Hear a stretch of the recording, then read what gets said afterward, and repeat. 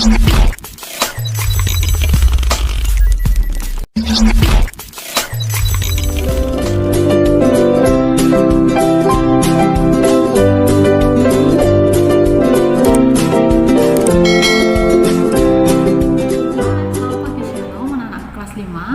kabarnya?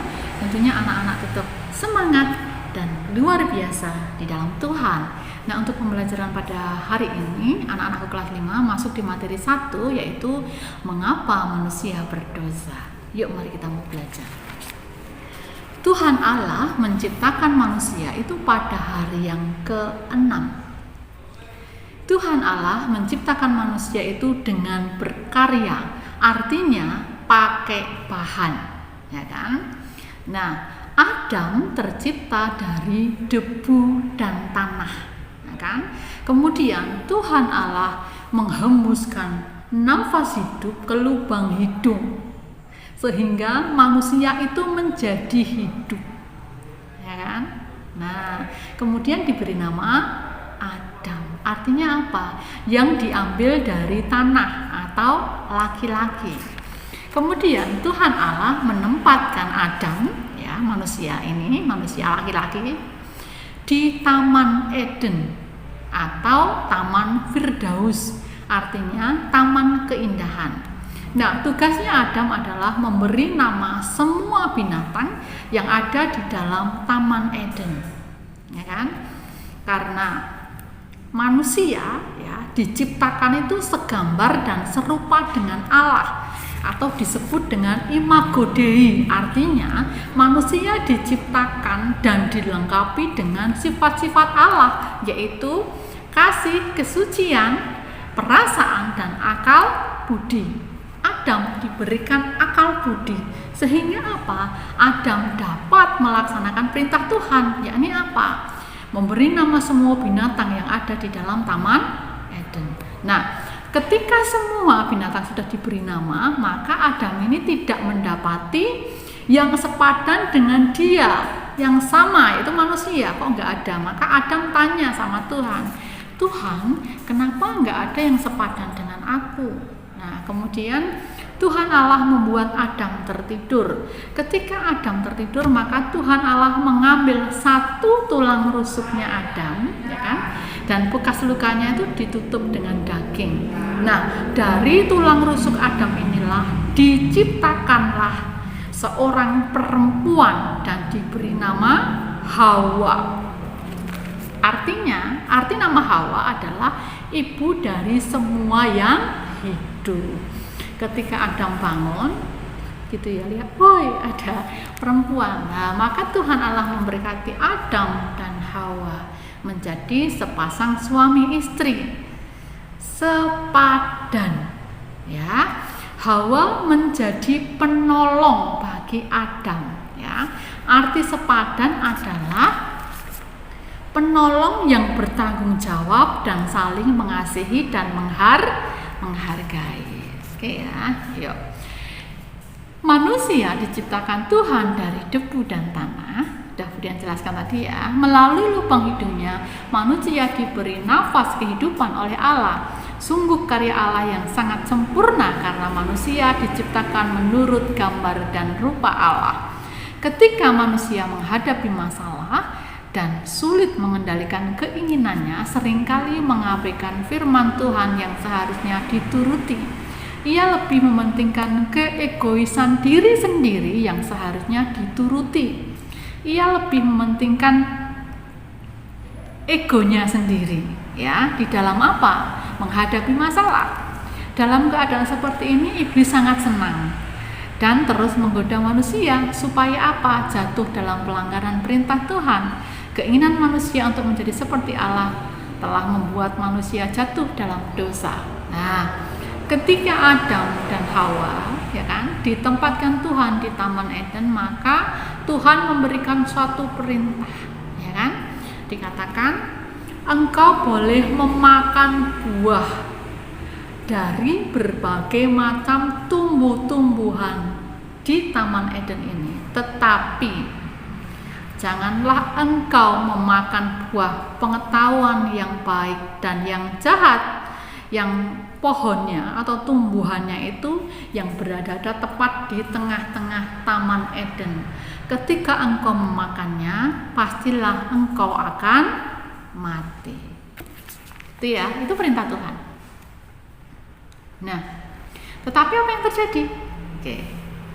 Sebagai gambar dan rupa Allah, manusia diberi sifat-sifat seperti Allah, antara lain kasih, akal budi, kesucian, dan perasaan. Lalu Allah menempatkan manusia di taman yang indah, yaitu Taman Eden. Dalam bahasa Ibrani, manusia segambar dan serupa dengan Allah disebut imago Dei.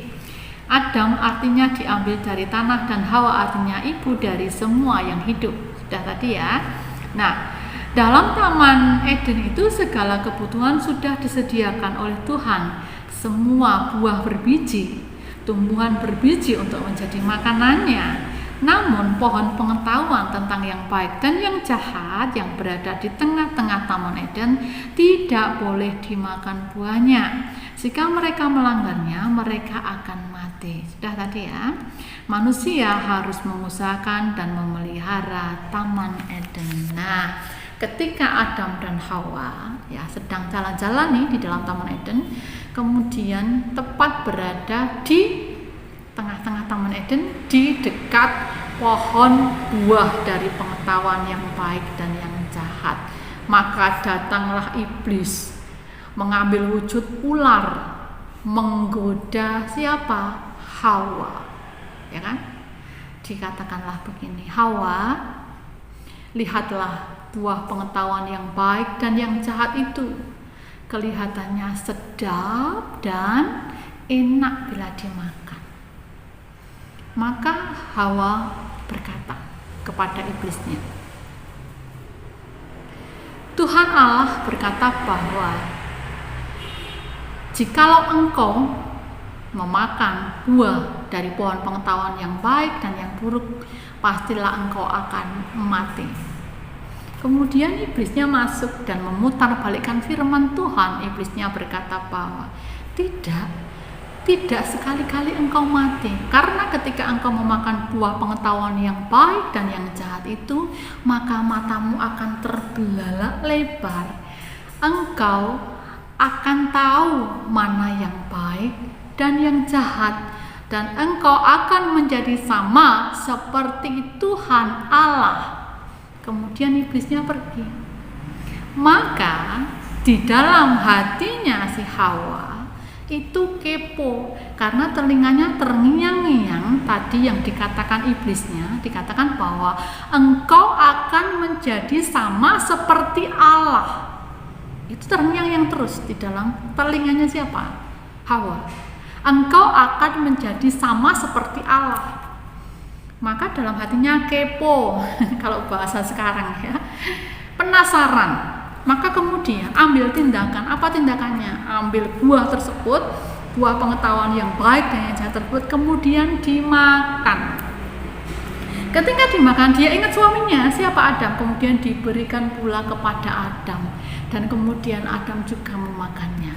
Setelah selesai memakannya, maka mereka melihat diri masing-masing dan terkejut. Oh, kenapa? Ternyata selama ini apa? Aku telanjang. Mereka malu, kemudian mereka bersembunyi di semak-semak. Bayangkan anak-anak bersembunyi di semak-semak dan membuat cawat atau untuk menutupi segitiga pengaman. Kalau cowok bawah aja ya, kalau cewek atas dan juga bawah tentunya, ya kan? Dari apa? Dari daun ara. Kemudian terdengarlah langkah kaki Tuhan ya di Taman Eden tersebut. Tuhan bertanya, Adam, di manakah engkau? Adam jawab, aku di sini Tuhan. Tuhan tanya lagi, Adam, di manakah engkau? Aku di sini Tuhan. Sekali lagi Tuhan tanya, sedikit tinggi nadanya, Adam, di manakah engkau? Aku di sini Tuhan. Aku bersembunyi. Kenapa engkau bersembunyi? Karena aku malu. Kenapa engkau malu? Karena aku telanjang. Siapa yang kasih tahu? Kan? Kemudian digelarlah sidang, ya. Antara siapa? Adam, Hawa, dan juga iblisnya dalam wujud ular. Tuhan tanya sama Adam, Adam, mengapa engkau melanggar perintahku dengan memakan buah pengetahuan yang baik dan yang jahat? Adam itu tidak mengakui kesalahannya, tetapi dia lempar kesalahannya ke Hawa. Dia katakan begini, Tuhan, perempuan ini yang kau berikan ini di sisiku ini, dialah yang berikan buah itu kepadaku, maka aku makan. Tuhan tanya sama Hawa, Hawa, mengapa engkau melanggar perintahku dengan memakan buah pengetahuan yang baik dan yang jahat?